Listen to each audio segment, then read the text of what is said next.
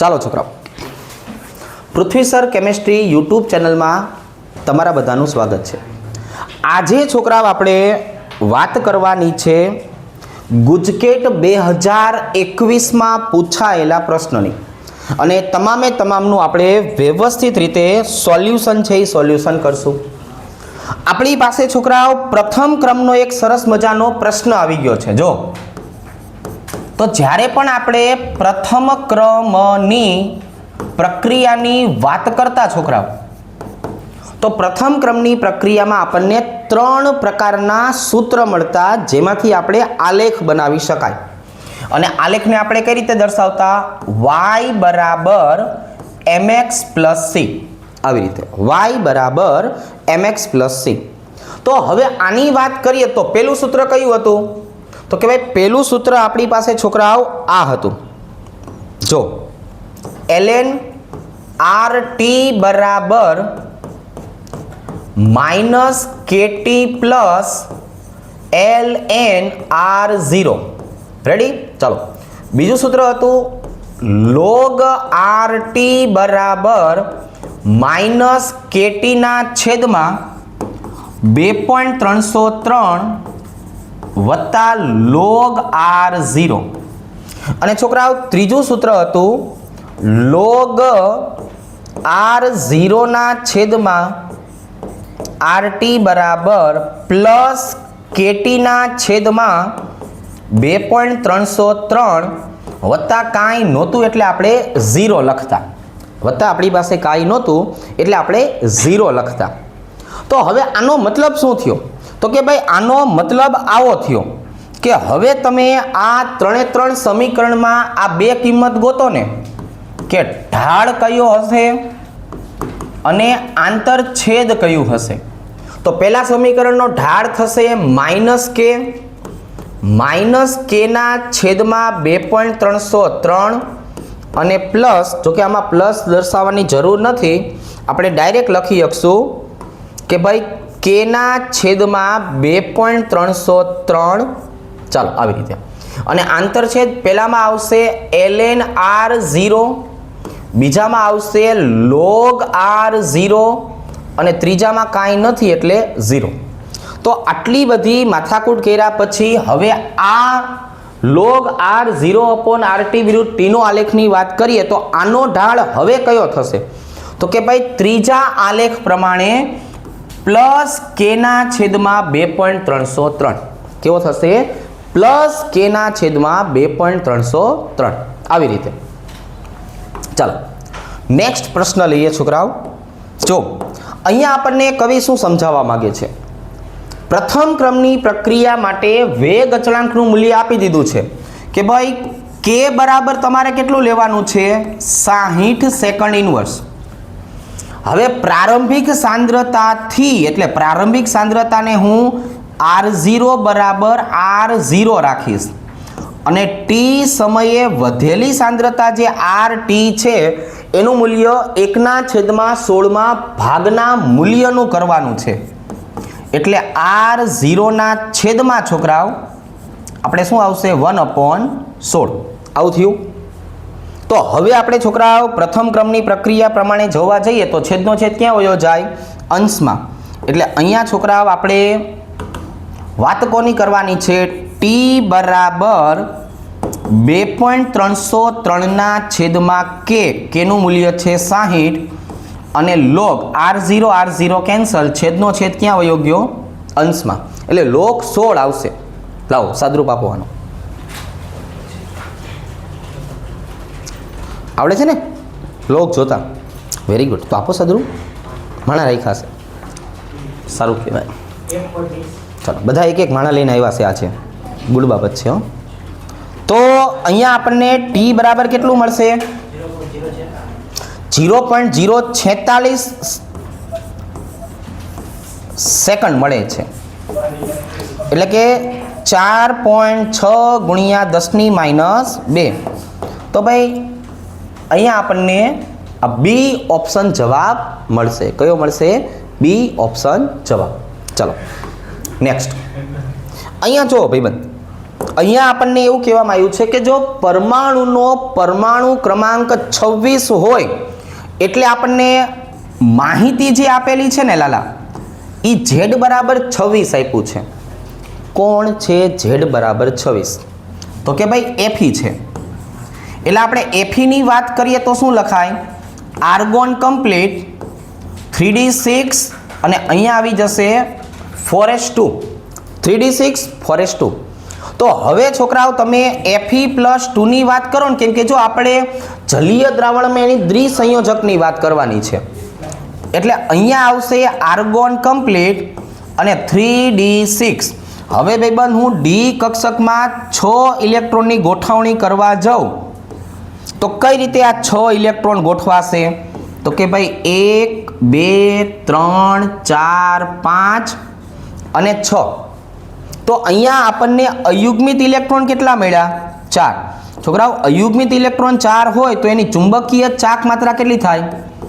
તો કે ભાઈ એની ચુંબકીય ચાક માત્રા થાય 4.9 બોહર મેગ્નેટોન. બરાબર, આપણે સોલ્વ કરશું. સોલ્વ કર્યા પછી આપણે શું જવાબ આવશે એ ટીક કરશું. રેડી? ઘણી વખત ભાઈબંધ સાચો હોય, ઘણી વખત ભાઈબંધ ખોટો હોય. રેડી? ઉત્સાહી જીવ હોય ને એટલે બાજુનો જવાબ ટીક કરીને આવતો રહે, બાજુવાળામાં જોઈને. ચાલો, આ પ્રશ્ન એક વખત આપણે અગાઉ પણ સોલ્વ કરાવેલો છે.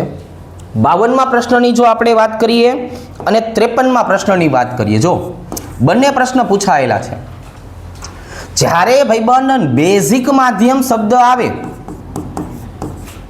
એટલે આપણને આટલી તો ખબર પડી ગઈ છોકરાઓ કે ભાઈ બેઝિક માધ્યમ શબ્દ લખેલો હોય તો આપણને આટલી તો ખબર પડી ગઈ કે MnO4 માઇનસ વત્તા I માઇનસ. તો આ Mn બેઝિક માધ્યમમાં શેમાં રૂપાંતર પામતું હતું? તો કે Mn+2 માં. અને હવે એનું રૂપાંતરણ શેમાં થશે? iO3 માઇનસમાં થશે. જો એટલે આપણને આયોડિનની સાપેક્ષમાં પૂછ્યું તો તમારો જવાબ આવશે iO3 માઇનસ. અને આયોડેટ આયન બોલાય. શું બોલાય? આયોડેટ આયન તરીકે દર્શાવી શકાય. Iodate ion. રેડી? પણ જો તમને કેમેનોફોર ની સાપેક્ષમાં પૂછ્યું હોત તો તમારે અહીંયા કહેવાનું હતું કે આ જગ્યાએ શું મળે છે? તો કે આ જગ્યાએ ભાઈબંધ મળે છે MnO2. શું મળે છે? MnO2. અને હવે અહીંયા ઇલેક્ટ્રોનનો ફેરફાર કેટલો થઈ જશે? તો કે ભાઈ ઇલેક્ટ્રોનનો ફેરફાર થઈ જશે 3. કેટલો થશે? 3. કારણ કે MnO4 માઇનસની વાત કરીએ તો એ +7 છે. MnO2 ની આપણે વાત કરીએ તો એ ભાઈબંધ કેવું છે? +4. તો બે વચ્ચે ઇલેક્ટ્રોનનો ફેરફાર આવશે 3. તો જો MnO4 ની સાપેક્ષમાં કે તો MnO2, આયોડિનની સાપેક્ષમાં કે તો iO3 minus. Ready? Mn+2 acidic માધ્યમમાં આવે. શેના માધ્યમમાં આવે? એસિડિક માધ્યમમાં. ચાલો, હવે 53 નંબરના પ્રશ્નની વાત કરીએ ને તો એમાં આપણે આવું સમજાયું હતું કે ભાઈ લિગેન્ડ્સ તો છે. સાંભળજો છોકરાઓ, લિગેન્ડ્સ તો છે, સરસ મજાનો છે આપણી પાસે, પણ કોણ છે? લિગેન્ડ સરસ મજાનો છે પણ કોણ? એમોનિયા. કોણ છે ભાઈ એમોનિયા? લુઈસ બેઇઝ છે. હવે જો તમે આ લુઈસ બેઇઝને છોકરાઓ છૂટો મૂકો તો આવા H+ એટલે કે લુઈસ એસિડ રખડતા ફરતા હોય એ તરત જ શું કરશે? એ તરત જ આ એમોનિયાના H+ અબંધકારક ઇલેક્ટ્રોન યુગ્મને ખેંચી લેશે અને એના કારણે અહીંયા NH4+ બનાવી દેશે. એમોનિયામાંથી શેમાં રૂપાંતર થઈ જશે? NH4+ માં રૂપાંતર થઈ જશે. આનો મતલબ શું? આનો મતલબ એવો થાય કે જે ઇલેક્ટ્રોનનું દાન કરવાની ક્ષમતા હતી ને એ આ હતી. હવે આ ધન વીજભાર આવવાના કારણે પોતાની ઇલેક્ટ્રોન દાન કરવાની વૃત્તિ ગુમાવી દીધી છે. એટલે જે નીચેનામાંથી કોણ લિગેન્ડ્સ તરીકે શક્ય નથી એની વાત કરીએ છોકરાઓ તો એ NH4+ આવશે. કોણ આવશે? NH4+. આ ભાઈબંધ પાસે હવે ઇલેક્ટ્રોન દાન કરવાની શક્તિ નથી. શક્તિમાન હવે ગંગાધર બની ગયો છે. ચાલો, આવી રીતે અહીંયા જુઓ છોકરાઓ, પેન્ટા એમાઇન કાર્બોનેટો કોબાલ્ટ 3 ક્લોરાઇડ. એટલે આપણને છોકરાઓ આટલી વસ્તુની ખબર પડી કે કાર્બોનેટો એટલે -2 અને ક્લોરાઇડ એટલે -1. રેડી? આટલી મને ખબર પડી ગઈ. એટલે પહેલામાં લખ્યું છે ને CO2. હાલો, પહેલો ઓપ્શન નીકળી ગયો. હવે ભાઈબંધ પેન્ટા અમાઇન, અમાઇન એટલે એમોનિયા. એમોનિયાનો મતલબ એવો થયો કે ચોથો ઓપ્શન એ નીકળી ગયો. હવે આપણી પાસે બે શક્યતા વધી છે કે કાં તો બી અથવા તો સી. તો અહીંયા આ કાર્બોનેટ -2, ક્લોરીન -1, એટલે એનો ટોટલ ઓક્સિડેશન આંક કેટલો થઈ ગયો? તો કે ભાઈ ઓક્સિડેશન આંક આમનો થઈ ગયો 3. તો હવે આપણને આપ્યો છે કેટલો? તો કે 3. ઓક્સિડેશન આંક 3 કરવા માટે એક કાર્બોનેટો જોશે અને એક કોણ જોશે? ક્લોરીન જોશે. તો હવે ભાઈબંધ એક ક્લોરીન વાળો જવાબ કોણ આવશે? તો કે આ. પણ અહીંયા એમોનિયા 5 છે, કાર્બોનેટો -2 છે. જો -2 હોવા છતાંય શેના તરીકે વર્તો? આપણે જો આ ભાઈબંધની વાત કરીએ તો કાર્બોનેટો -2 હોવા છતાં શેના તરીકે વર્તો? એક દંતીય લિગેન્ડ્સ તરીકે વર્તો. છોકરાઓ, જે એક દંતીય લિગેન્ડ્સ તરીકે વર્તે -2 હોવા છતાં, એને આપણે નામ આપ્યું હતું ફ્લેક્સીડેન્ટેડ લિગેન્ડ્સ. શું નામ આપ્યું હતું છોકરાઓ? ફ્લેક્સીડેન્ટેડ લિગેન્ડ્સ. આવા નામ પણ યાદ રાખજો. તમારી વખતે બને કે એમસીક્યુમાં આ શબ્દનો ઉપયોગ કર્યો હોય. રેડી? ચાલો, હજી આ સેમ વસ્તુ નીચેના એમસીક્યુમાં પણ શીખડાવું છું, ધ્યાન રાખો. આ ભાઈબંધને હું પાણીમાં નાખું તો આ ભાઈબંધને પાણીમાં નાખવાથી શું થાય? કોબાલ્ટ, એમોનિયા 5, SO4 +1 વત્તા Br-. જો આવી રીતે. અને આ ભાઈબંધને તમે છોકરાઓ પાણીમાં નાખો એટલે કોબાલ્ટ, એમોનિયા 5, અંદરની બાજુએ બ્રોમિન, અહીંયા આવશે +2 વત્તા SO4 -2. આ ભાઈબંધ પાણીમાં ગયા પછી આયનીકરણ થવાને કારણે જુદા જુદા આયન આપ્યા. એટલે આનો જવાબ થઈ ગયો કયો? આને આયનીકરણ સમઘટકતા કહેવાય. પણ પહેલા ઉદાહરણની આપણે વાત કરીએ, પહેલા ઉદાહરણમાં તો એમાં પણ જુઓ, કોબાલ્ટ, એમોનિયા કેટલા હતા ભાઈબંધ? 5. અને SO4 કેટલા આવેલા છે ભાઈબંધ? 1. તો અહીંયા આપણને ખબર પડી કે SO4 ખરેખર -2, તેમ છતાં શેના તરીકે વર્તો? એક દંતીય લિગેન્ડ્સ તરીકે વર્તો. જો ઉપરમાં જે કાર્યક્રમ કાર્બોનેટોનું હતું, નીચે એ જ કાર્યક્રમ કોનો હતો છોકરાઓ? સલ્ફેટનો. તો આનું પણ નામ શું થશે? ફ્લેક્સીડેન્ટેડ લિગેન્ડ્સ. તો ભાઈ જવાબ પણ મળી ગયા, નાનકડી એવી વધારાની માહિતી પણ મળી ગઈ કે આપણા ભાઈ હારા હોય અને આવો કોઈ પ્રશ્ન પૂછી લે તો ભણ્યા પછી આવડવું જોઈએ. અત્યાર સુધી આપણે જે કર્યું એ બરોબર છે, પણ હવે આવડવું જોઈએ. ચાલો અહીંયા જુઓ છોકરાઓ, આ બંધારણને આપણે શું કરીએ છોકરાઓ? દર્શાવીએ. દર્શાવો. શું આવશે? CH3 CH ડબલ બંધ CH, એની બાજુમાં કાર્બન, એની બાજુમાં ક્લોરીન, અને 2 વખત કોણ આવી ગયું છોકરાઓ? CH3. હવે તો કે હવે ભાઈબંધા કે આ કાર્બનની હું વાત કરું તો આ કાર્બનનું સંકરણ કયું? sp3. અને એની બાજુવાળા કાર્બનનું સંકરણ કયું? sp2. તો આ કયા પ્રકારની સિસ્ટમ બની? તો કે ભાઈ આ આવા પ્રકારની સિસ્ટમ બની. આપણે આવું બંધારણ કોના માટે કહેતા? આવું બંધારણ, તો આ બંધારણને આપણે કહેતા છોકરાઓ એલાયલિક. આ બંધારણને આપણે શું કહેતા? એલાયલિક તરીકે દર્શાવતા. શેના તરીકે દર્શાવતા? એલાયલિક. હવે નીચેનો પ્રશ્ન રહ્યો ને છોકરાઓ, નીચેનો પ્રશ્ન એને હું બે ભાગમાં વહેંચી દઉં છું. માની લો કે છોકરાઓ તમને આ પ્રશ્ન ગુજકેટની પરીક્ષામાં પૂછાણો છે 1 માર્ક્સ માટે. રેડી? તો કયો કાર્યક્રમ રાખશું? અને જો છોકરાઓ આપણને આ પ્રશ્ન જેડબલઈ અથવા નીટની પરીક્ષામાં પૂછાણો છે 4 માર્ક્સ માટે, ચાલો ભાઈ, તો બંનેનો જવાબ બદલાઈ જશે. હું જો આ ભાઈબંધની વાત કરું ને તો આમાં તો આપણે શું કરશું છોકરાઓ ખબર છે? માર્કોનિકોવનો નિયમ.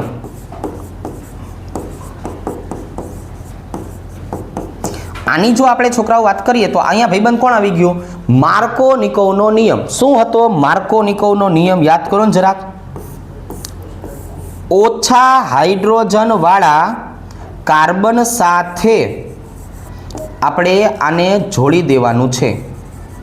એટલે હવે જો હું આ HCl ની વાત કરું છોકરાઓ તો HCl માંથી ક્લોરીન ઉડતું ઉડતું ક્યાં આવશે? જો આ જગ્યાએ. અને હવે આપણી મુખ્ય નિપજ કઈ બની ગઈ છોકરાઓ? તો કે જો ભાઈ હવે આપણી મુખ્ય નિપજ આ બની ગઈ કે અહીંયા આવી જાય CH2, અહીંયા આવી જાય CHCl અને અહીંયા આવી જાય CH3. જો તમારી પાસે ગુજકેટનું પેપર હોય તો તમારે આ જવાબ ટીક કરી નાખવાનો. કયો જવાબ ટીક કરી નાખવાનો? આ.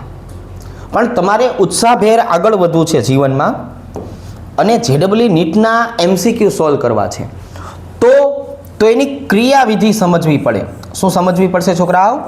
ક્રિયાવિધિ. જો આવી રીતના CH2 CH ડબલ બંધ CH2. એક વસ્તુ આપણે યાદ રાખશું, બંધના ઇલેક્ટ્રોન હંમેશા છેડા ઉપર જાય. બંધના ઇલેક્ટ્રોન હંમેશા ક્યાં જાય છોકરાઓ? છેડા ઉપર જાય. જો આવી રીતે. એટલે અહીંયા છોકરાઓ હવે આપણે આના પછીનું બંધારણ જોવા જઈએ ને તો એ બંધારણ આવું બન્યું. આના પછીના હું બંધારણની વાત કરું તો એનું બંધારણ આવું મળ્યું. CH2 CH પ્લસ અને અહીંયા લખી નાખશું CH3. કેમ કે આપણી પાસે બે ભાઈબંધ હતા ને H પ્લસ અને Cl માઇનસ. તો આ H પ્લસ ઉડતો ઉડતો ક્યાં આવી ગયો? આની પાસે. કયા પ્રકારનો કાર્બોકેટાયન બન્યો? બોલો છોકરાઓ. તો કે આને બોલાય દ્વિતીયક કાર્બોકેટાયન. ભાઈબંધ આની પાસે આલ્ફા હાઇડ્રોજનની સંખ્યા કેટલી છે? જુઓ 5. કેટલી છે? 5. હવે આપણે શીખવાડ્યું છે કાર્બોકેટાયનનો નિયમ છે એક વધારે સ્થાયી સ્વરૂપ બનાવવાનું. હવે અહીંયા હું એક વધારે સ્થાયી સ્વરૂપ બનાવવા માટે શું કરીશ? પ્રોટોનનું શિફ્ટિંગ કરીશ. જો અહીંયા આપણે શું કરશું? પ્રોટોનનું શિફ્ટિંગ કરશું. કઈ રીતે પ્રોટોનનું શિફ્ટિંગ થાય? તો કે ભાઈ આ પ્રોટોન અહીંયા આવે, હાઇડ્રોજન છે ને અહીંયા આવી જાય. જો આવી રીતે. તો અહીંયા શું બન્યું છોકરાઓ? આપણે આટલી બધી ચર્ચા કરી તો અહીંયા શું બન્યું? તો કે ભાઈ જો અહીંયા આવી ગયો CH, અહીંયા આવી ગયું છોકરાઓ CH2, અહીંયા આવી ગયું CH3, અહીંયા પોઝિટિવ ચાર્જ આવ્યો. તો આ બંધારણ કેવું બન્યું? આ બંધારણ કેવું બન્યું? જો અહીંયા તો આલ્ફા હાઇડ્રોજનની સંખ્યા 2 થઈ ગઈ, પણ આ બંધારણ જે આપણે બનાવ્યું એને બોલાય બેન્ઝાઇલિક કાર્બોકેટાયન. જો આપણે કાર્બોકેટાયનની સ્થિરતામાં શું સમજાયું છે? +R +H અને પછી +I. તો હવે આ I માંથી સીધું શું બની ગયું? R બની ગયો. બેન્ઝાઇલિક કાર્બોકેટાયનમાં સંસ્પંદન થાય. આ બંધારણની અંદર શું થાય છોકરાઓ? ગોળ ગોળ ગોળ ગોળ ફરતા ફરતા સંસ્પંદન થાય. અને એના કારણે હવે જોવા જઈએ તો હવે આપણે આ ક્લોરીન માઇનસને ગોઠવવાનો થાય. તો હું ક્લોરીન માઇનસને હવે ક્યાં ગોઠવીશ છોકરાઓ? તો કે જો આની પાસે. એટલે અહીંયા આવી જશે CHCl CH2 CH3. તો હવે સિમ્પલ વસ્તુ થઈ ગઈ કે મારે અહીંયા કાંઈ નક્કી કરવાનું નહોતું. 1 માર્કનો પ્રશ્ન હતો, મેં 1 માર્કનું કામ કર્યું, ક્લોરીનને મૂકી દીધો. પણ અહીંયા મારે 4 માર્કનો પ્રશ્ન હતો એટલે મારે 4 માર્કનું કામ કરવું પડ્યું. ખ્યાલ આવી ગયો? તો હવે જો ગુજકેટ હોય તો આ જવાબ ટીક કરશું, નીટ અથવા જી હોય તો આ જવાબ ટીક કરશું. ક્લિયર? ચાલો. SN1 પ્રક્રિયા છોકરાઓ, જ્યારે તમારા જીવનમાં SN1 શબ્દ આવી જાય એટલે તમારે યાદ કરવાનું કાર્બોકેટાયન. કોને યાદ કરવાનું? કાર્બોકેટાયન. અને પછી તરત જ શું યાદ કરવાનું? 321. શું યાદ કરવાનું? 321. ચાલો, તો હવે ચારે ચાર આપણે એક કાર્બોકેટાયન બનાવીએ. ચલો ભાઈ, એની વાત કરીએ તો શું થયું? 2 bromo 3 methyl butane, CH3CHBr, CH3 અને CH3. ચાલો, સી ઓપ્શનની વાત કરીએ તો ક્લોરોમિથેન આવી રીતે. છોકરાઓ, બી ઓપ્શનની વાત કરીએ તો 2 ક્લોરો એટલે અહીંયા ક્લોરીન, 3 મિથાઇલ એટલે અહીંયા CH3 અને બ્યુટેન એટલે CH3. અને ડી ઓપ્શનની વાત કરીએ તો 2 બ્રોમો, ચાલો ભાઈ, બીજા ઉપર બ્રોમિન, 2 મિથાઇલ એટલે અહીંયા અને પ્રોપેન એટલે CH3. હવે આ બધામાંથી આપણે શું કરવું છે છોકરાઓ? કાર્બોકેટાયન બનાવવો છે. ચાલો ભાઈ, હું આ બ્રોમિનને દૂર કરી નાખું અને આની માથે કાર્બોકેટાયન બનાવું તો આ કેવો બની ગયો? દ્વિતીયક કાર્બોકેટાયન આલ્ફા હાઇડ્રોજન બરાબર 4. હું અહીંથી છોકરાઓ ક્લોરીનને દૂર કરી નાખું તો આ પોતે જ મિથાઇલ છે. મિથાઇલ કાર્બોકેટાયનને 0 કહેવાય. શું કહેવાય છોકરાઓ? 0. અહીંની આપણે વાત કરીએ તો આ તો સેમ ટુ સેમ થયું જો, કે અહીંયા પોઝિટિવ ચાર્જ લઈએ તો આ દ્વિતીયક અને અહીંયા આલ્ફા હાઇડ્રોજનની સંખ્યા છોકરાઓ 4 થઈ ગઈ. પણ જો આપણે અહીંથી બ્રોમિનને દૂર કરીએ અને અહીંયા પોઝિટિવ ચાર્જ લખીએ તો આ બની ગયો તૃતીયક અને અહીંયા આલ્ફા હાઇડ્રોજનની સંખ્યા મને 9 મળે છે. તો આપણને શબ્દ વાપરો છે SN1. તો SN1માં કાર્બોકેટાયન તૃતીયક, દ્વિતીયક, પ્રાથમિક. તો અહીંયા આપણે કયો જવાબ ટીક કરવાનો છે? તો કે અહીંયા આપણે જવાબ ટીક કરવાનો છે આ ડી ઓપ્શન. કયો જવાબ ટીક કરવાનો છે? D option. રેડી? ચાલો, આ ભાઈબંધની છોકરા આપણે ચર્ચાઓ કરીએ. ચાલો, IUPAC નામ આપણે છોકરાઓ 11મા ધોરણમાં શીખવાડ્યા હતા ત્યારે એક નિયમ લખાયો હતો. વધુ વિસ્થાપિત કાર્બનને ઓછો નંબર આપવો. શું શીખવાડ્યું છોકરાઓ? વધુ વિસ્થાપિત કાર્બનને ઓછો નંબર આપવો. શું કામ? કારણ કે છોકરાઓ તમે પ્રબળતા વિચારશો ને, પ્રબળતા, તો પ્રબળતામાં કેવું થયું? હેલોજન, નાઇટ્રો, ઈથર અને આલ્કેન, આ બધાની પ્રબળતા તો છોકરાઓ એક જ સરખી છે. આ બધાની પ્રબળતા તો એક જ સરખી છે. તો હવે મારે શું કરવાનું? વધુ વિસ્થાપિત કાર્બનને પહેલો નંબર અને પછી શાખાને બીજો નંબર. એટલે સીધું મને દેખાય છે બીજા નંબરના કાર્બન ઉપર કોણ આવેલું છે? બીજા ઉપર ઇથોક્સી. તો 2 ઇથોક્સી 1,1 ડાયમિથાઇલ સાયક્લોહેક્ઝેન, એ આપણો જવાબ આવશે. ચાલો ભાઈ, અહીંયા પણ એક શોર્ટ મેથડ શીખવાડી છે કે ભાઈ મિથેનાલની તમે ગ્રિગ્નાર્ડ પ્રક્રિયા કરો એટલે સ્વાભાવિક છે પેલી નિપજ કઈ મળશે? તો કે ભાઈ પેલી આપણને નિપજ મળશે પ્રાથમિક આલ્કોહોલ. શું મળશે? પ્રાથમિક આલ્કોહોલ, મિથેનાલ અથવા ફોર્માલ્ડિહાઇડ. અને આપણે તરત એવું શીખવાડેલું છે કે મિથેનાલની ગમે ત્યારે પ્રક્રિયા થાય ને એટલે મિથેનાલનું પોતાનું રૂપાંતરણ છે ને આમાં થાય, જો CH2OH માં. હવે તમારે શું કરવાનું? તો કે હવે તમારે નિપજનું બંધારણ બનાવવાનું. હવે તમારે શું કરવાનું? નિપજનું બંધારણ બનાવવાનું. એમાં CH2OH સિવાયનું જેટલું પણ બહાર આવે ને એ ગ્રિગ્નાર્ડ. તો હવે અહીંયા શું આવશે છોકરાઓ? જો 2 મિથાઇલ પ્રોપેન વનોલ, એટલે મને સફેદ કલરના જેટલો પણ ભાગ મળ્યો ને એ શેમાંથી આવ્યો હશે? ગ્રિગ્નાર્ડમાંથી આવ્યો હશે ભાઈબંધ. શેમાંથી આવ્યો હશે? ગ્રિગ્નાર્ડમાંથી. તો હવે આટલો ભાગને હું ગ્રિગ્નાર્ડ બનાવી દઉં તો આવું બનશે CH3CH3 Mg હેલોજન. તો ભાઈબંધ આવો તમને ગ્રિગ્નાર્ડ ક્યાં જોવા મળે એ તમારો જવાબ. સમજ પડી ગઈ? તો આટલું શોર્ટ મેથડ અને આવી બધી ટ્રીકો યાદ રાખવાની. આટલી ટ્રીકો યાદ રાખશો એટલે આપણને શું થશે છોકરાઓ? આ બધું સહેલું સહેલું લાગશે. કેવું લાગશે છોકરાઓ? સહેલું સહેલું. ચાલો કયો જવાબ આવશે? પેલો. નેક્સ્ટ, પીકે એસિડિકતા અને બેઝિકતા હજુ પણ આપણી પાસે રવિવાર સુધીનો ટાઈમ હોય છે છોકરાઓ. ત્યાં સુધીમાં પાકું કરી નાખશું. રેડી? કંઈ વાંધો નહીં. પીકેનું મૂલ્ય કયા સંયોજનમાં સૌથી ઊંચું હશે? તો આપણે તો આવું શીખ્યા છે કે પીએચ બરાબર શું કહેવાય? પીકે એ. છોકરાઓ પીએચ બરાબર પીકે એટલે શું થયું? તો કે ભાઈ જો પીકેના મૂલ્ય વધારે હોય તો એનો મતલબ શું થાય? આને નિર્બળ એસિડ કહેવાય. હવે તો કે જો તમારી પાસે EDG આવેલા હોય એટલે આને બોલાય ઇલેક્ટ્રોન દાતા. તો એનાથી શું બને છોકરાઓ? નિર્બળ એસિડ બને અથવા એસિડિકતા ઘટે. તમારી પાસે EWG આવેલા હોય એટલે કોણ? ઇલેક્ટ્રોન આકર્ષક. તો ઇલેક્ટ્રોન આકર્ષકથી શું થાય? પ્રબળ એસિડ બને. હવે આની પાછી કઈ ખાસિયત ખરી? તો કે આની પણ ખાસિયત ખરી. શું ખાસિયત?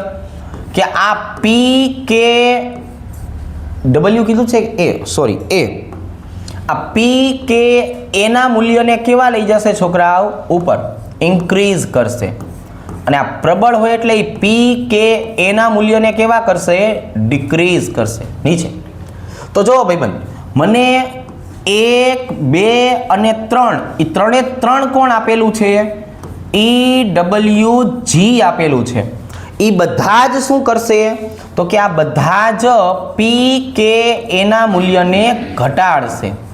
તો હવે આપણી પાસે તો ઊંચું મૂલ્ય હોવું જોઈએ. તો સ્વાભાવિક છે ઊંચું મૂલ્ય કોનું હશે છોકરાઓ? તો કે ઊંચું મૂલ્ય હવે ફિનોલનું હોય.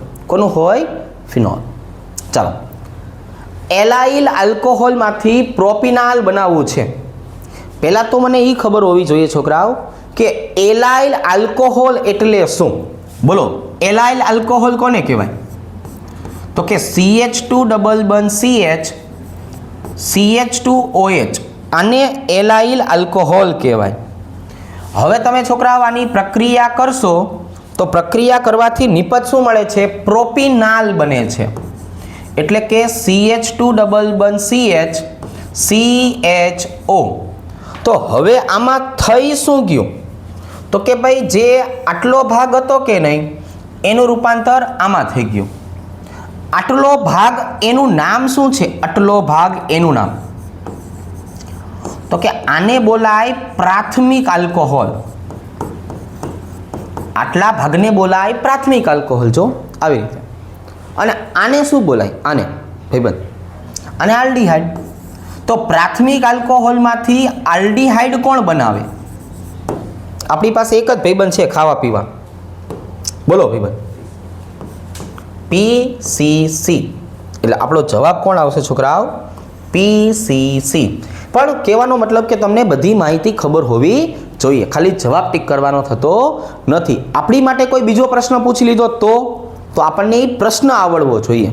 ખાલી આપણે જવાબ ટીક કરવા અહીંયા આવતા નથી કે તમે ખાલી જવાબ ટીક કરવા માટે વિડીયો જોતા નથી. તમને આ બધા વિશેની સમજણ હોવી જોઈએ. અગત્યનું છોકરાઓ સમજણ છે. જેટલું સરળતાથી આવડે એટલું વધારે સારું. ચાલો, નીચેનામાંથી છોકરાઓ કેની ઝારો કોણ આપશે? તો આપણે શીખડાવેલું છે કે ભાઈ જેની પાસે આલ્ફા હાઇડ્રોજન છે એ આલ્ડોલ આપે અને જેની પાસે આલ્ફા હાઇડ્રોજન નથી એ કેની ઝારો આપે. કઈ આપે છોકરાઓ? કેની ઝારો. પછી તો આપણે છોકરાઓ એક લિસ્ટ બનાવ્યું હતું કે કોણ કેની ઝારો આપે. તો કે ફોર્માલ્ડીહાઇડ આપે, પછી બેન્ઝાલ્ડીહાઇડ આપે, પછી ક્લોરીન ક્લોરીન ક્લોરીન અને CHO આપી અને પછી CH3 અને CHO આપે આટલા આપે. તો આમાંથી કોઈ આપ્યું છે ભાઈબંધ? જરાક જોવો ને, જે આપણે લિસ્ટ બનાવ્યું છે એમાંથી કોઈ આપ્યું છે? લિસ્ટવાળો ભાઈબંધ છે કોઈ? હા પાડો. B option. કોણ છોકરાઓ? B option. ચાલો હવે આ 64 નંબરનો પ્રશ્ન એક વખત ફરતી સમજીએ. શું કામ? કેમ કે એસિડિકતા છે, આ પ્રશ્ન પૂછાવાનો જ છે આના જેવો, તો એની તૈયારીમાં રહીએ. નીચેનામાંથી કયા સંયોજનની એસિડિકતા સૌથી વધારે છે? એટલે છોકરાઓ જ્યારે તમને અહીંયા સૌથી વધુ શબ્દ આવ્યો કે નહીં, એટલે તમારા મગજમાં કંઈક આવી જવું જોઈએ. અને કંઈક એટલે કોણ? EWG. બરાબર, તમારા મગજમાં કંઈક આવી જવું જોઈએ. અને કંઈક એટલે કોણ? EWG. તો ઇલેક્ટ્રોન ખેંચનાર તમને દેખાઈ જવા જોઈએ. આપણે એક કામ કરીએ, પહેલાં બધાના બંધારણ બનાવી નાખીએ. જો આ કોણ છોકરાઓ? તો કે ભાઈ 2-મિથોક્સીબેન્ઝોઇક એસિડ, એટલે આ. બીજું આપ્યું છે બેન્ઝોઇક એસિડ. બરાબર છે? ચાલો આવી રીતે બેન્ઝોઇક એસિડ. પછી સી ઓપ્શનમાં છોકરાઓ આપ્યું છે 4-મિથોક્સીબેન્ઝોઇક એસિડ. બરાબર? હા. અને પછી આપ્યું છે છોકરાઓ 4-નાઇટ્રોબેન્ઝોઇક એસિડ. જો આવી રીતે, આવી રીતે. રેડી? ચાલો તો ભાઈબંધ ઇલેક્ટ્રોન ખેંચનાર કોણ છે? તો કે NO2. કોણ છે? NO2. તો કયો જવાબ ટીક કરી નાખશું આપણે? 4-નાઇટ્રોબેન્ઝોઇક એસિડ. કોણ આવશે? 4-નાઇટ્રોબેન્ઝોઇક એસિડ. ચાલો, કયા સંયોજનનું રિડક્શન કરવાથી છોકરાઓ દ્વિતીયક એમાઇન મળે? તો અહીંની જો આપણે વાત કરીએ છોકરાઓ, તો અહીંયા આપણે આવી રીતે સમજાવશું. જો ભાઈબંધ મારી પાસે છે RNH2, મારે આની પ્રક્રિયા કોની સાથે કરવાની છે? તો કે CHCl3 અને 3 અણુ કેવો H સાથે. કઈ પ્રક્રિયા થઈ? આ કઈ પ્રક્રિયા થઈ? Carbyl amine. જો હું કાર્બાઇલ એમાઇન પ્રક્રિયાની વાત કરું તો એમાં મને નિપજ કઈ મળવાની છે? તો કે N+ અને C-. શું નામ થઈ ગયું? આઇસોનાઇટ્રાઇલ.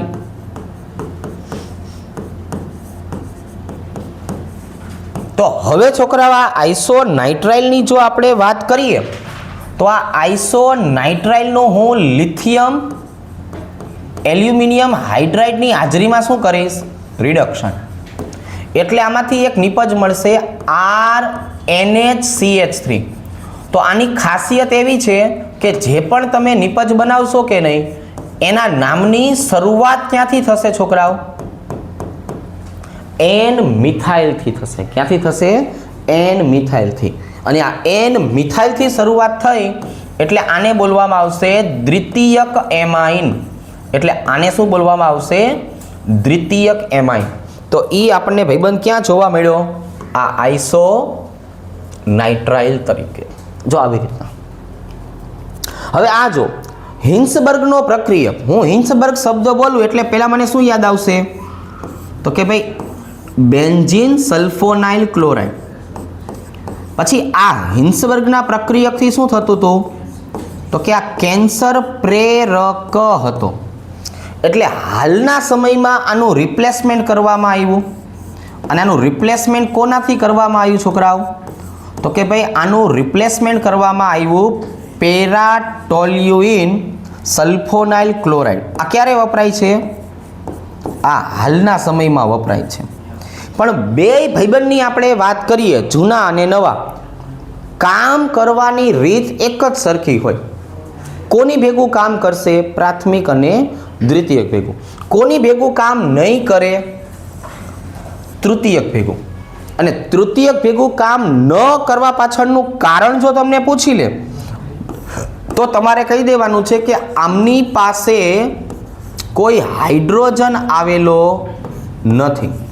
તમારે શું કહેવાનું છે કે તૃતીયક એમાઇન પાસે કોઈ પ્રકારનો હાઇડ્રોજન આવેલો નથી. રેડી? એટલે જવાબ કયો આવશે? આ. ચાલો ભાઈ નેક્સ્ટ. એનિલિનનું નાઇટ્રેશન કરવાથી છોકરાઓ કઈ નિપજ મળશે?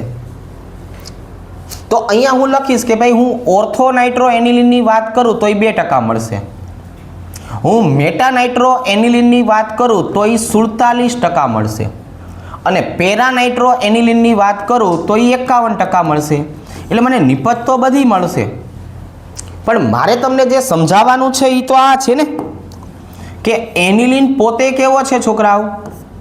તો કે એનિલિનની જો હું વાત કરું તો એની પાસે અબંધકારક ઇલેક્ટ્રોન યુગ્મ છે. તો એનિલિન તો કેવો કહેવાય? ઓર્થો પેરા નિર્દેશક કહેવાય. તેમ છતાં એને મેટા સ્થાનની અંદર 47% નિપજ શું કામ આપી? એને મેટા સ્થાનની અંદર 47% નિપજ શું કામ આપી? તો કે એનું પાછળનું એક કારણ છે. કયું કારણ છે છોકરાઓ? તો કે તમે એનિલિનની વાત કરો ને છોકરાઓ, તો એનિલિન કોણ છે છોકરાઓ? લોરી બ્રોન્સ્ટેડ બેઝ છે. કોણ છે ભાઈબંધ? ઈ લોરી બ્રોન્સ્ટેડ બેઝ છે. આપણે આનું નાઇટ્રેશન કરવા જઈએ, નાઇટ્રેશન, તો કયા કયા પ્રક્રિયકો વાપરશો? તો કે ભાઈ નાઇટ્રેશન કરવા માટે તો HNO3 અને H2SO4 વપરાય. તો આ બંને કોણ છે? તો કે આ બંને તો પ્રબળ એસિડ છે.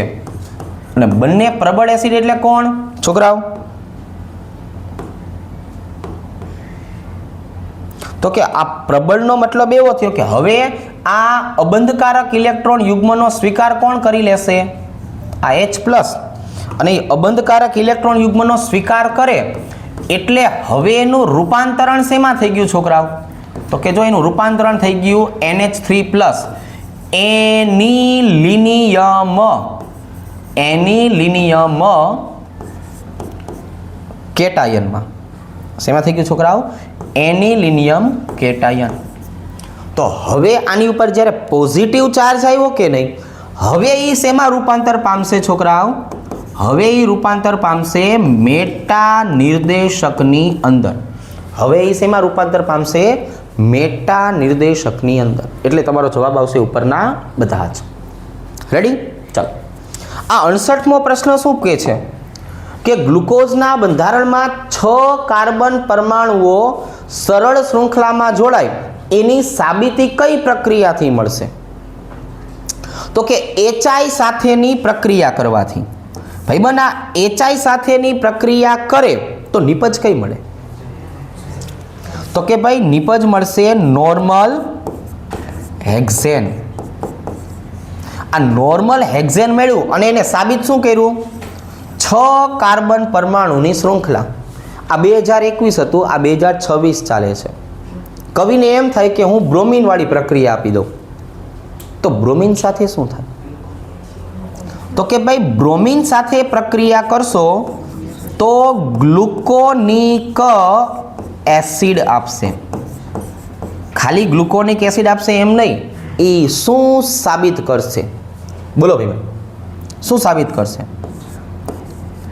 એ એવું સાબિત કરશે કે આની પાસે આલ્ડીહાઇડ આવેલું છે. શું આવેલું છે? આલ્ડીહાઇડ. ચાલો ભાઈ, NH2OH લ્યો તો કઈ નિપજ મળશે? NH2OH હું લઈ લઉં તો કઈ નિપજ મળે? ગ્લુકોઝાઇમ નિપજ મળશે. કઈ મળશે છોકરાઓ? ગ્લુકોઝાઇમ મળશે. અને આ ગ્લુકોઝાઇમ જે આપણને નિપજ મળી એ શું સાબિત કરશે ભાઈબંધ? તો કે એ એવું સાબિત કરશે કે આની પાસે કાર્બોનિલ કાર્બન આવેલું છે. અને HCN લેશો તો ઈ બનાવશે ગ્લુકોસાઇનોહાઇડ્રીન. શું બનાવશે? ગ્લુકોસાઇનોહાઇડ્રીન બનાવશે. અને સાઇનોહાઇડ્રીન બન્યું છોકરાઓ, એને શું સાબિત કર્યું? એને પણ એવું સાબિત કર્યું કે આની પાસે કાર્બોનિલ કાર્બન આવેલો છે. તો અત્યારે જે પ્રશ્ન છે એના ઉપર જો ફોકસ કરીએ તો આપણો જવાબ આવશે HI સાથે ગરમ કરતા. કોની સાથે ગરમ કરતા? HI સાથે ગરમ કરતા. ચાલો ભાઈ નેક્સ્ટ, કયો આલ્ફા એમિનો એસિડ પ્રકાશ ક્રિયાશીલ નથી? હવે આ તો આપણને ભાઈબંધ બધાને ખબર હોવી જોઈએ કે ભાઈ ગ્લાયસિનની વાત કરીએ તો ગ્લાયસિન કિરાલ કાર્બન ધરાવતો નથી. આ કિરાલ કાર્બન નથી ધરાવતો એટલા માટે.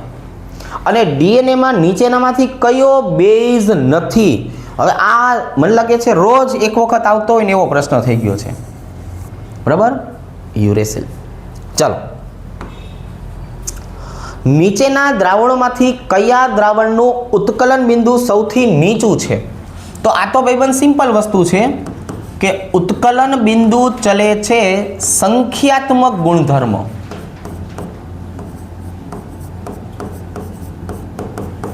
અને છોકરાઓ સંખ્યાત્મક ગુણધર્મનો મતલબ થશે I નું મૂલ્ય. ચાલો મને બધાના I ના મૂલ્ય લખાવો ને બધાના I ના મૂલ્ય. ચાલો 3, 1, 2 અને 4. અત્યારે પ્રશ્ન પૂછ્યો છે સૌથી નીચું ઉત્કલન બિંદુ, તો તમે ધોળીને ટીક કરી નાખવાના છો 0.1 મોલારિટી યુરિયા. પણ કવિ પ્રશ્ન બદલી નાખે, સૌથી ઊંચું મૂલ્ય કહી દે તો FeCl3. તો કોણ આવશે? FeCl3. ચાલો રેડી. હવે અહીંયા છોકરાઓ હું તમને એમ કહું છું કે અહીંયા આપણી પાસે ઇથેનોઇક એસિડ આપેલું છે, અહીંયા આપેલું છે બેન્ઝીન. આખી રકમ વાંચીને તો એવું ખબર પડશે કે 50 ગ્રામ બેન્ઝીનમાં, એટલે બેન્ઝીન કોણ છે છોકરાઓ? દ્રાવક છે. 3 ગ્રામ ઇથેનોઇક એસિડ, તો ઈ કોણ છે છોકરાઓ? દ્રાવ્ય છે. તો મારે અહીંયા દ્રાવ્યના અણુભારની જરૂર પડે તો એસિટિક એસિડનો અણુભાર કેટલો થાય? 60 ગ્રામ પ્રતિ મોલ. અને મોલાલિટી તો છોકરાઓ આપણે નાના હતા ત્યારથી સમજતા આવ્યા છીએ, ચડી પહેરતા ને ત્યારથી. હજી પહેરી જ છીએ, ખાલી દેખાતી નથી. હવે અહીંયા જુઓ છોકરાઓ, તો આપણે મોલાલિટીની જો વાત કરીએ તો અહીંયા આવું લખશું, દ્રાવ્ય ગુણ્યા 1000. ભાંગાકારમાં શું આવશે છોકરાઓ? અણુભાર ગુણ્યા દ્રાવક. ચલો ભાઈ, તો હવે આ તો એકદમ સરળ થઈ ગયું. દ્રાવ્ય કેટલું આપેલું છે ભાઈબંધ? દ્રાવ્ય 3 ગ્રામ, એને ગુણ્યા 1000. ભાંગાકારમાં અણુભાર કેટલો લેવાનો છોકરાઓ? 60. અને દ્રાવકનું વજન કેટલું લેવાનું? 50. તમારે કયો જવાબ આવે છે મને કહો? કયો જવાબ આવે છે? 1 આવે છે. આ ભાઈબંધે ખોટો જવાબ ટીક કરી નાખ્યો છે, થોડોક ઉતાવળિયો હશે, બરાબર છે, આવેશમાં આવીને. કંઈ વાંધો નહીં, આપણે જે છે એ જે આવે એ જવાબ ટીક કરશું શાંતિથી. આપણી પાસે પૂરતો સમય હોય છે, જેટલું પણ આપણને આવડે છે એટલું. ચાલો, સોડિયમ ક્લોરાઇડના જલીય દ્રાવણનું વિદ્યુત વિભાજન કરીએ. ચાલો ભાઈ અહીંયા આવતા રહો. આ મારી પાસે છોકરાઓ NaCl aqueous દ્રાવણ છે, એટલે હું તરત જ આને કેટલા ભાગમાં વેચી દેવાનો છું? 2 ભાગમાં. એક મને મળી જવાનું છે Na+, એક મળી જવાનું છે H+, એક મળી જવાનું છે Cl-2, બીજું મળી જવાનું છે છોકરાઓ O-2. આ બંને છોકરાઓ પોઝિટિવ ઘટક છે ને, પોઝિટિવ, એનો મતલબ ક્યાં જશે? કેથોડ ઉપર. ત્યાં જઈને કઈ પ્રક્રિયા આપશે? રિડક્શન. આ બંને નેગેટિવ છે એટલે ક્યાં જશે? એનોડ ઉપર. ત્યાં જઈને કઈ પ્રક્રિયા આપશે? ઓક્સિડેશન. પણ ભાઈબંધ આપણી પાસે સળિયા 2 છે અને ધોળવાવાળા 4 ઘટકો છે, એટલે 2ને આપણે હેઠે બેસાડી દઈશું. કોને કોને હેઠે બેસાડી દઈશું? સોડિયમને, ઓક્સિજનને. કોને મોકલશું? હાઇડ્રોજનને, ક્લોરીનને. તો એનો મતલબ એવો થયો કે કેથોડ ઉપર આપણને નિપજ કઈ મળશે છોકરાઓ? હાઇડ્રોજન વાયુ. અને એનોડ ઉપર આપણને શું નિપજ મળશે છોકરાઓ? ક્લોરીન વાયુ. પણ જેને જેને આપણે હેઠે બેસાડી દીધા છે ને એ દ્રાવણમાં બેઠા બેઠા પ્રક્રિયા આપશે અને દ્રાવણમાં કયું બનાવી નાખશે? NaOH. દ્રાવણ કેવું બની જશે છોકરાઓ? બેઝિક બની જશે. દ્રાવણની pH કેટલી થઈ જશે? 7 કરતાં વધાઈ જશે. અને જો એમાં ફિનોલ્ફથેલિન નાખવામાં આવે તો આ ગુલાબી રંગ આપી દેશે. કેવો રંગ આપી દેશે છોકરાઓ? ગુલાબી રંગ. ચલો, તો હવે આટલું બધું કીધા પછી જવાબ કયો આવે એ કયો? ચલો, કયો જવાબ આવશે છોકરાઓ? NaOH, chlorine, hydrogen. રેડી? હવે આમાં જુઓ છોકરાઓ, આ પ્રશ્ન પણ ઘણી બધી વખત પૂછાય એવો છે. પ્રબળ રિડક્શન કર્તાને ગોતો. પ્રબળ રિડક્શન કર્તાનો પહેલા મતલબ કાઢો. રિડક્શન કર્તા એટલે શું? તો કે ગામનું રિડક્શન કરી આવે જૈન અને પોતાનું શું કરે? તો કે પોતાનું ઓક્સિડેશન કરે. ઓક્સિડેશન કરે એટલે છોકરાઓ તરત જ બે વસ્તુ આવે. પોતાનું ઓક્સિડેશન થયું છોકરાઓ એટલે તરત જ બે વસ્તુ આવશે કે આમનો રિડક્શન પોટેન્શિયલ કેવો થઈ ગયો છોકરાઓ? ઓછામાં ઓછો. ઓક્સિડેશન પોટેન્શિયલ વધારે, રિડક્શન પોટેન્શિયલ ઓછો. ચલો ભાઈ, પહેલા તો મને એમ કહો કે રિડક્શન પોટેન્શિયલ કેટલો કયો ઓછો છે? તો કે ભાઈ રિડક્શન પોટેન્શિયલ આમનો ઓછો છે. એટલે એટલી તો ખબર પડી ગઈ ભાઈબંધ કે હવે આ સી અને આ ડી જવાબ આવવાના નથી. તો હવે ભાઈબંધ જવાબ કોણ આવશે? ક્રોમિયમ +3 કે ક્રોમિયમ? તો એ આપણે સમજાવીએ કે અહીંયા પોતાનું શું થાય છે? પોતાનું, તો કે ભાઈ પોતાનું ઓક્સિડેશન થાય. તો એનો મતલબ આવો થયો કે હું ક્રોમિયમ વત્તા હેલોજન લઈ લઉં ફોર એક્ઝામ્પલ ડેમો આપવા. તો ક્રોમિયમ પોતાનું શું રૂપાંતર કરી નાખશે? ક્રોમિયમ +3 માં અને હેલોજનને શું બનાવી નાખશે? માઇનસ. તો જે પ્રક્રિયકો હોય ને પ્રક્રિયકો એ હંમેશા ઓક્સિડેશન કરતા કે રિડક્શન કરતા બને, નિપજ ન બને. એટલે નિપજમાં મને કોણ મળે છે? Cr+3. એટલે હવે આ Cr+3 પણ આવશે નહીં. તો છેલ્લે ભાઈબંધ આપણો જવાબ કોણ આવ્યો? તો કે ભાઈ જવાબ આવશે ક્રોમિયમ. જો આટલી બધી વસ્તુને વિચારવાની જેનાથી આપણને બધા જવાબ વિશે ખબર પડે. શેના વિશે ખબર પડે? બધા જવાબ વિશે. ચલો, હવે આ કોણ આપ્યું છે છોકરાઓ? મેગ્નેશિયમ અને ક્લોરીન. આપણે બહુ ભૂતકાળમાં શરૂના સમયમાં શીખવાડ્યું હતું કે જ્યારે આપણને ધાતુ વત્તા વાયુ આપવામાં આવે તો છોકરાઓ એનું નળ સમીકરણ કેવું બનશે? તો કે લોગ એસા ગુણ્યા કેસા બનશે. પણ અહીંયા આપણે જોયું તો અહીંયા તો આપણને કોષ નિરૂપણ આપ્યું છે. તો કોષ નિરૂપણ માટે પણ એક આપણે નાનકડી એવી સલાહ આપેલી. શું સલાહ આપેલી કોષ નિરૂપણ માટે?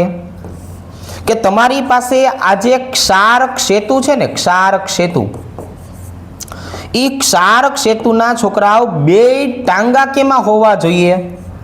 પાણીમાં હોવા જોઈએ. ક્ષારક સેતુના બે ટાંગા શેમાં હોવા જોઈએ? પાણીમાં હોવા જોઈએ. એટલે એની બે બાજુએ શું હોવું જોઈએ? એક્વિયસ. હવે આ બાજુની વાત કરીએ તો એ એનોડનું એક્વિયસ દ્રાવણ હોવું જોઈએ અને આ બાજુની વાત કરીએ તો એ કેથોડનું એક્વિયસ દ્રાવણ હોવું જોઈએ. હવે આમાં એનોડ કોણ બનવાનું છે? તો કે તો મેગ્નેશિયમ. અને કેથોડ કોણ બનવાનું છે? તો કે ક્લોરીન. એટલે હવે ભાઈબંધ મને ડાબી બાજુએ મેગ્નેશિયમ અને જમણી બાજુએ ક્લોરીન દેખાવું જોઈએ. એટલે આ બે તો નીકળી ગયા. હવે બી અને સી માંથી મારે વિચારવાનું છે કે કોણ આવી શકે. તો અહીંયા આપણે એક જ વસ્તુને ધ્યાનમાં રાખશું કે ક્ષારક સેતુની આ બાજુએ અને આ બાજુએ કોણ હોવું જોઈએ? દ્રાવણની સાંદ્રતા હોવી જોઈએ. એટલે બધું વિચારીને પછી આપણો જવાબ કયો નક્કી થયો છોકરાઓ? Option C. ચલો નેક્સ્ટ. અહીંયા છોકરાઓ આપણને કહેવામાં આવ્યું છે કે ભાઈ અહીંયા જ્યારે તમે એકમ ઉપરથી ક્રમ નક્કી કરો ને, પતી ગયું પોતપોતાનું કામ. તો જ્યારે આપણે એકમ ઉપરથી ક્રમ નક્કી કરીએ ને ત્યારે આપણે એક શોર્ટ મેથડ આપેલી છે. શું ભાઈ શોર્ટ મેથડ આપેલી છે? બોલો ને જરાક. તો કે ભાઈ આપણે છે ને આવું યાદ રાખશું, જો કે લીટરની છોકરાઓ ગમે એટલી ઘાત આપી હોય ને એમાં 1 ઉમેરી દેવાનું, અને પછી જેટલા લીટર બને છોકરાઓ, પછી જેટલા લીટર બને તેટલો ક્રમ. બરાબર? શું હોય છે ભાઈબંધ? તેટલો ક્રમ. તો અહીંયા જરાક જોવો ને, કવિએ જે આપણને આપ્યું છે એ એકમની અંદર લીટર કેટલા આપ્યા છે? 1. આપણે ઘરના કેટલા ઉમેરશું? 1. એટલે બનશે કેટલા? 2. તો હવે આ પ્રક્રિયા કેવી થઈ ગઈ છોકરાઓ? દ્વિતીય ક્રમની થઈ ગઈ. કઈ થઈ ગઈ? દ્વિતીય ક્રમની. તો તમારે ટીક કોને કરવાનું છે ભાઈબંધ? દ્વિતીય ક્રમને. કોને ટીક કરવાનું છે? દ્વિતીય ક્રમને. હવે આના પછી છોકરાઓ આપણે 2020નું ગુજકેટનું પેપર સોલ્વ કરવાનું છે. ચાલો રેડી?